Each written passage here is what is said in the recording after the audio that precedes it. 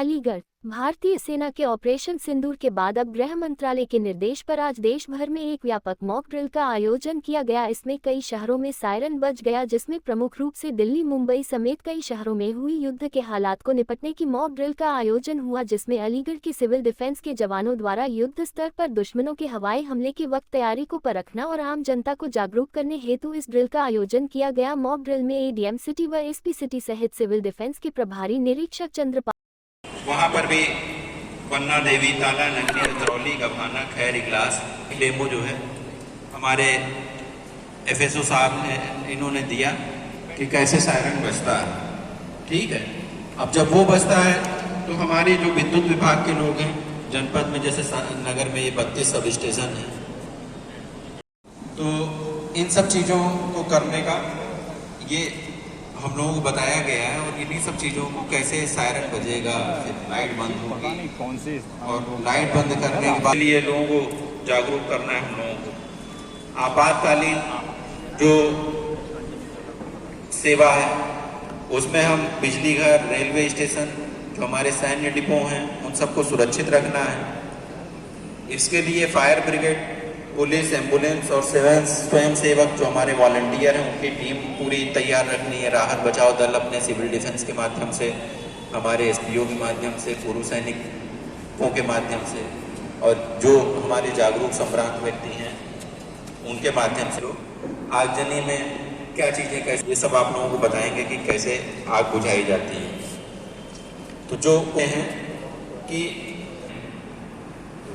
उसमें है कि हवाई हमला, सायरन बजते ही शांत रहें और तुरंत रास रहें। अपने गांव में चिन्हित सुरक्षित आश्रय स्थल को पहले जान लें कि हमारा कहाँ शेल्टर होम बनेगा। घर में कम से कम 7 दिन का राशन रहे, सीलबंद दवा रहे, सीलबंद पानी रहे और आवश्यक जो दवाएं रहती हैं, ठीक है, वो आपके पास रहनी चाहिए। पानी इसलिए क्योंकि मान लीजिए अगर कोई हमारे ऊपर इमरजेंसी कंडीशन में हम डायरेक्ट ब्रीथिंग भी उन्हें दे सकते हैं। आप बैठेंगे हमेशा लेट इस तरीके से करीब लेवल 3 का हमारे पास मेडिकल कॉलेज में और लेवल 3 का हमारे पास मलखान सिंह हॉस्पिटल है। सर, कंट्रोल रूम हमारा स्थापित है मुख्य चिकित्सा अधिकारी कार्यालय में। वेलनेस सेंटर्स हैं सर, हमारी सारी सीएससी और डिस्ट्रिक्ट हॉस्पिटल 24/7 सर वर्किंग में है।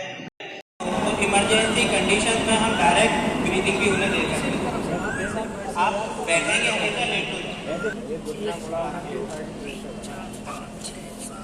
इस तरीके से करीब। अब देखिए, आप पर काबू पा लिया है। अब इसमें एक व्यक्ति घायल हो गया है, तो उसके लिए किस तरह से ले जाएंगे?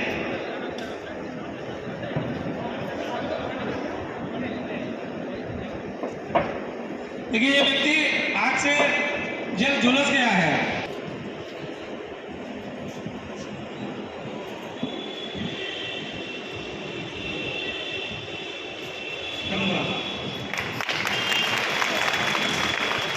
के चलते कहीं हवाई हमला हुआ है, कोई बिल्डिंग डिजास्टर हुई है, उस डिजास्टर में कुछ कैजुअल्टी हुई है, घायल व्यक्ति पड़े हुए हैं, हमारी एक कैजुअल्टी हुई है, तो इसको हम कैसे बचाएंगे? अंकित, एक बिल्डिंग डिजास्टर हुई है, वहाँ पे एक कैजुअल्टी अंदर पड़ी हुई है, उसको बचाने के लिए इस माध्यम से अगर कोई स्पेस नहीं है तो आएंगे, उसे चेक करेंगे। सबसे पहले इसे चेक, अगर स्पेस है उठाने के लिए तो इस माध्यम से उसको उठाएंगे। उठाने के बाद में इसे इस माध्यम से ले जाके एम्बुलेंस तक आराम से पहुंचा सकते हैं। ये सर के द्वारा बता चुके हैं और कैजुअल्टी के पास आएंगे, स्पेस ही नहीं है, उसको उठाने में असमर्थ हैं हम, ठीक है। उसके माध्यम से जहाँ तक स्पेस नहीं है, अगर स्पेस के स्थान पर उसे आराम से खींच सकते हैं, आगे के लिए ले जा सकते हैं। अब यहाँ पे स्पेस आगे आ गया तो उसी हिसाब से हम उसको ले जा सकते हैं। ये सुविधा हमें आसानी से, ये भी कुछ विशेषता है इसके माध्यम से कैजुअल्टी को आराम से ले जा सकते हैं। सीपीआर की विशेषता वेलनेस सेंटर्स हैं सर, हमारी सारी सीएससी और डिस्ट्रिक्ट हॉस्पिटल 24/7 सर वर्किंग में है। और सर के लिए बहुत बहुत आभार। हमारे लिए जो भी सिविल डिफेंस टीम के लिए आदेश मिलेगा उसके लिए हमेशा तैयार है और रहती है। किसी भी परिस्थिति में सक्षम हैं और सक्षम रहेंगे। एक छोटा सा धन्यवाद सर। कराने का कहीं भी किसी भी स्थिति में उद्देश्य ये रहता है कि हमको आपातकालीन कहीं हो रहा है तो, लेकिन पूर्व में इतिहास में रहा है कि युद्ध होने के लिए कहीं भी हो सकता है। तो देश की राजधानी से सटे हुए जिलों में से एक आते हैं। तो कई बार जो युद्ध की इतिहास में देखा गया है कि देश की राजधानी को टारगेट करने का जो दुश्मन देश है उसका एक उद्देश्य रहता है। तो उस स्थिति में हमें इसलिए ये मॉक ड्रिल करना बहुत ज़रूरी है।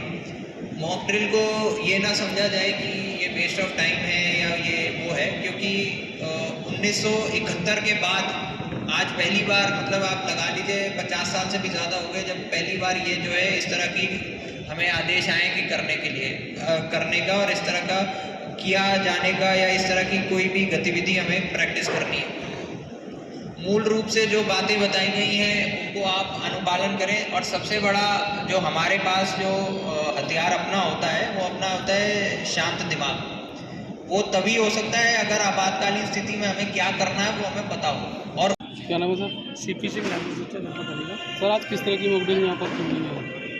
आज पुष्पांजलि सभागार में अपर जिलाधिकारी नगर महोदय के आदेशानुसार यहाँ प्रशिक्षण दिया गया था।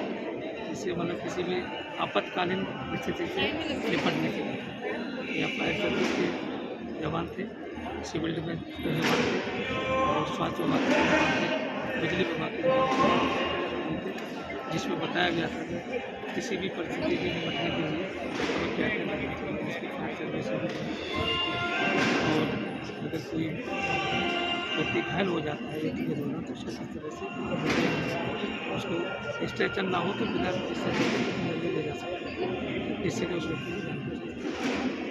तो सर सिविल डिफेंस की किस तरह को लेकर अपनाई गई? सिविल डिफेंस का तो हमारे सिविल डिफेंस के जवान जो है पुलिस प्रशासन का सहयोग करने के लिए तैयार रहते हैं।